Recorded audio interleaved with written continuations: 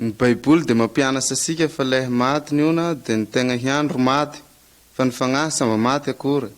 Rosona tany hafa ny fagnahy, na gn'andagnisa, na gn'amihelo.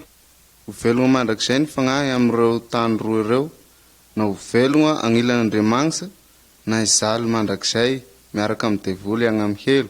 Arak'izany dia toerana roa mady gny ro mandihanan'ny fagnahy, ary lalagna roa mady gny ro mandeha agny.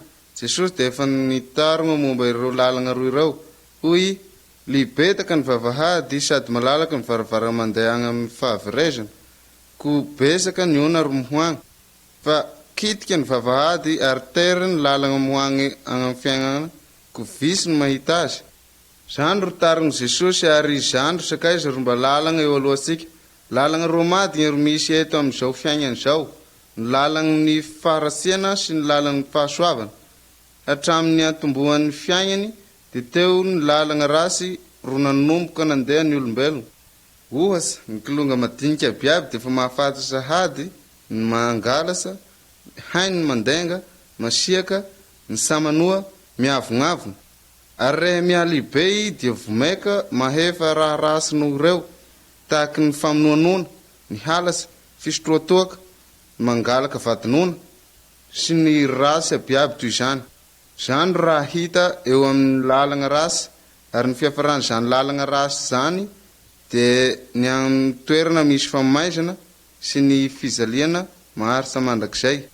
Zay avy ao dia safaka miala tao koa. Izao koa ny amin'ny lalagna raika, dia ny lalagna soa zay mitondra sika ho agnandagnisa. Agnandagnisa dia samba ahitana raha rasy, sa misy alahelo, sa misy fahoriana, sa misy aretigna, sa misy fahafatesana, sa misy raha rasy mihitsy ao.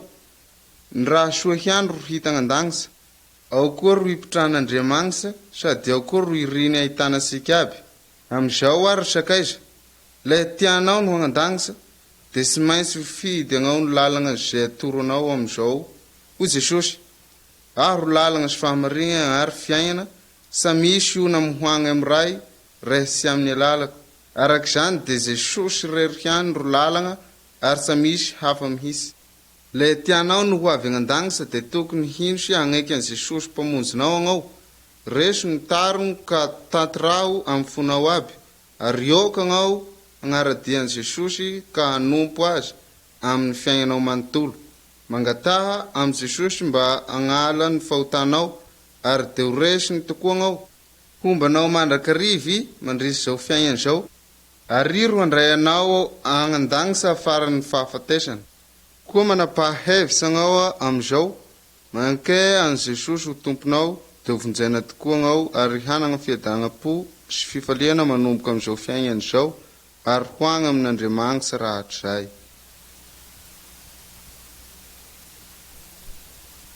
Ino ro aorian'ny fahafatesana?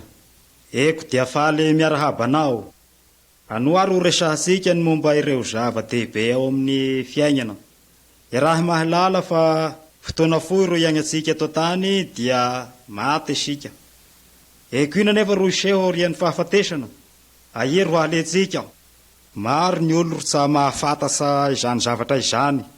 Anoary ho tenoitsika izay voalaza n'ilay Andriamanitra marina hahafahantsika miomagna ny amin'ny ho avy. Izany Andriamanitra marina izany ro namorona izao tontolo izao sy izay rehetra eo aminy. Agnandagnisa ro mitoesa, agny ro finaignany, agny ro misy ny hazavana sy ny hasarana rehetra teantsika Andriamanitra. Ary tiany hiaramonina aminy agnandagnisa koa isika. Eko se maty sika dia tiany hamantana aminazy agnandagnisa mba hifaly mandrakizay. Henikota nefa sika ary manao ny rasy mandrakariva, kanefa Andriamanitra samba tea ota fa mankahala ny oty. Hoy, izay rehetra manota dia tsy maintsy hoelohina. Izany hoe horoso agny amin'ny helo sy maty. Agny ro misy fijaliana mahatsiravina sy afo maharitra, samba mety levona mandrakizay. Tiany olo aby eto amin'izao tontolo izao Andriamanitra, sa tiany hisy izaly le kiraiky aza fa tiany ho vonjena ho afaka amin'ny fanamelohana aby ny olo rehetra. Izany ro atony na ny raha ny teto an-tany ny zanany lahy tokana dia Jesosy Kristy mba ho famonjena izao tontolo izao. no toneraka toy ny zazy ary mitompo ho lehibe sahala amin'ny ray amintsika. Ia nefa dia olo marina samba nisy ota, samba nanao rasy mihitsy, nanolo santegnany teo amin'ny hazo fizaliana nefa ary nekenika nofery ny sazy tokony hihatra amintsika. Izany ro nahatonga n'Andriamanitra hilaza fa izay mino an Jesosy Kristy zanany dia samba ho elohina agny amin'ny helo satria Jesosy te azy ary maty hisolo azy. Ary sa mitoesa tao am-pasany sy maty fa nitsangana tamin'ny maty ka velona mandrakizay noho ny mahandriamanitra azy. Ary dia nipody agnandagnitsy izay nihavieny. Teanao ve ny hovonjena ho afaka amin'ny fagnamelohana, tsy ho roso agny amin'ny helo, mangataha am Jesosy satria efa velogny i. Ary mitaino anao, tarogna aminazy hoe Jesosy tompo malalo, mifona aminao aho fa mpanota, ary mamela ahy noho ny fahotako rehetra. Misaotra anao aho fa nanaiky ho faty ho ahy agnao, esory atao-poko ny ota rehetra, ary ho vai ho marigny aho. Aza mba mangataka na mivavaka na amin'inona amin'inona leh tsy am Jesosy irery hany. Samba misy tokony hatahoranao koa satria Andriamanitra ro mpiaro anao.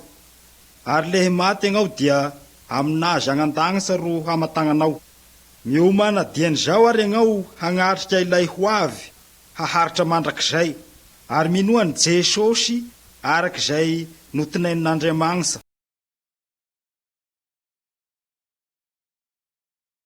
Ny Baiboly dia mampianatra asika fa lay maty ny ona dia ny tegna hiandro maty, fa ny fagnahy samba maty akory. Rosogna tany hafa ny fagnahy, na agnandagnitra na agnamihelo. Ho velogna mandrakizay ny fagnahy amin'ireo tany roa ireo, na ho velogna agnilan'Andriamanitra na izaly mandrakizay miaraka amin'ny devoly agnamihelo. Arak'izany dia toerana roa mady ny ro mandihanan'ny fagnahy, ary lalagna roa mady ny ro mandeha agny. Jesosy dia efa nitarogna momba ireo lalagna roa ireo, hoy libetaka ny vavahady sady malalaka ny varavara mandeha agny amin'ny fahavirezana, ko besaka ny ona ro mohoagny, fa kitika ny vavahady ary tery ny lalagna mohoagny agny amin'ny fiainana, ko visy ny mahita azy. Zany ro tarogny Jesosy ary izany ro sakaiza ro mba lalagna eo alohantsika. Lalagna roa mady ny ro misy eto amin'izao fiainana izao, ny lalagny faharatsiana sy ny lalagny fahasoavana. Hatramin'ny atombohan'ny fiainany dia teo ny lalagna rasy ro nanomboka nandeha ny olombelona. Ohatra, ny kilonga madinika biaby dia efa mahafantatra sahady, ny mangalasa, hainy ny mandenga, masiaka, ny samanoa, miavonavona. Ary rehe mialibe i dia vomeka mahefa raha rasy noho ireo, tahaky ny famonoanona, ny halasa, fisotroatoaka, mangalaka vatinona, sy ny rasy abiaby toy izany. Zany raha hita eo amin'ny lalagna rasy, ary ny fiafaran'izany lalagna rasy zany dia ny amin'ny toerana misy famaizana sy ny fizaliana maharitra mandrakizay. Zay avy ao dia safaka miala tao koa. Izao koa ny amin'ny lalagna raika, dia ny lalagna soa zay mitondra sika ho agnandagnitra. Agnandagnitra dia samba ahitana raha rasy, sa misy alahelo, sa misy fahoriana, sa misy aretigna, sa misy fahafatesana, sa misy raha rasy mihitsy ao. Ny raha soa hiandro ro hita agnandagnitra. Ao koa ro ipitran'Andriamanitra, sady ao koa ro iriny ahitana sika aby. Amin'izao ary sakaiza, le tianao no agnandagnitra, dia tsy maintsy fidy agnao ny lalagna zay atoro anao amin'izao. Hoy Jesosy, aho ro lalagna sy fahamarina ary fiainana, sa misy ona mohoagny amin'ny ray, resy amin'ny alalako. Arak'izany dia Jesosy rery ihany ro lalagna ary sa misy hafa mihitsy. Le tianao no ho avy agnandagnitra dia tokony hino sy hagnaiky an Jesosy mpamonjinao agnao. Reso ny tarony ka tanterao amin'ny fonao aby, ary ioka agnao agnaradian'i Jesosy ka hanompo azy amin'ny fiainanao manontolo. Mangataha amin'i Jesosy mba agnala ny fahotanao, ary dia ho resiny tokoa agnao. Hombanao mandrakariva mandrisy izao fiainana izao, ary ro handray anao agnandagnitra afaran'ny fahafatesana. koa manapahevitsy agnao am'izao manke an Jesosy ho tomponao dia ho vonjaina tokoa agnao ary hanana fiadanam-po sy fifaliana manomboka am'izao fiainana izao ary hoagna amin'Andriamanitra rahatrizay. Ino ro aorian'ny fahafatesana? Eko dia faly miarahabanao. Anoary ho resahasika ny momba ireo zava-dehibe ao amin'ny fiainana. Iaraha mahalala fa fotoana fohy ro iaignatsika eto tany dia maty isika. Eko ina nefa ro iseho aorian'ny fahafatesana. Aia ro halentsika? Maro ny olo sa mahafantasa izany zavatra izany. Anoary ho tenoitsika izay voalazan'ilay Andriamanitra marina hahafahantsika miomagna ny amin'ny ho avy. Izany an'izay manitra marina izany ro namorona izao tontolo izao sy izay rehetra eo aminy. Agnandagny si ro mitoesa, agny ro finaignany, agny ro misy ny hazavana sy ny hasarana rehetra te antsika Andriamanitra. Ary tiany hiaramonina aminy agnandagnisa koa isika. Eko se maty sika dia tiany hamantana aminazy agnandagnisa mba hifaly mandrakizay. Heny kota nefa sika ary manao ny rasy mandrakariva. Kanefa Andriamanitra samba tea ota fa mankahala ny oty.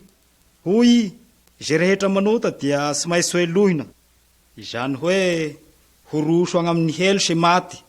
Agny ro misy fijaliana mahasiravina sy afo maharitra samba mety levona mandrakizay. Tiany olo aby eto am'izao tontolo izao Andriamanitra.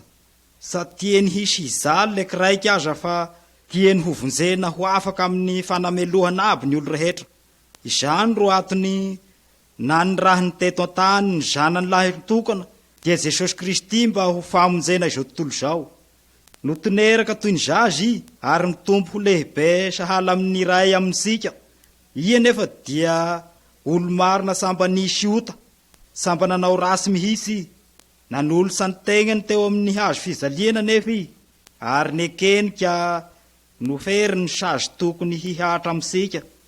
Izany ro nahatonga an'Andriamanitra hilaza fa izay mino an Jesosy Kristy zanany dia samba ho elohina agny amin'ny helo satria Jesosy te azy ary maty hisolo azy. Ary sa mitoesa tao am-pasany sy maty fa nitsangana tamin'ny maty ka velona mandrakizay noho ny mahandriamanitra azy.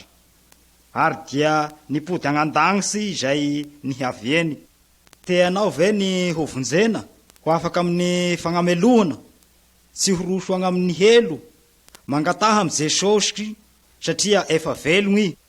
Ary mitaino anao, tarogna aminazy hoe Jesosy tompo malalo, mifona aminao aho fa mpanota, ary mamela ahy noho ny fahotako rehetra. Misaotra anao aho fa nanaiky ho faty ho ahy agnao, esory atao poko ny ota rehetra, ary ho vai ho marigna aho. Aza mba mangataka na mivavaka na aminina amininona lehitsy am' Jesosy irery hany. Samba misy tokony hatahoranao koa satria Andriamanitra ro mpiaro anao. Ary lehy maty agnao dia aminazy agnandagnitra ro hamatagnanao. Miomana dian'izao ary agnao hagnatrika ilay ho avy haharitra mandrakizay, ary minoany Jesosy arak'izay notenain'Andriamanitra.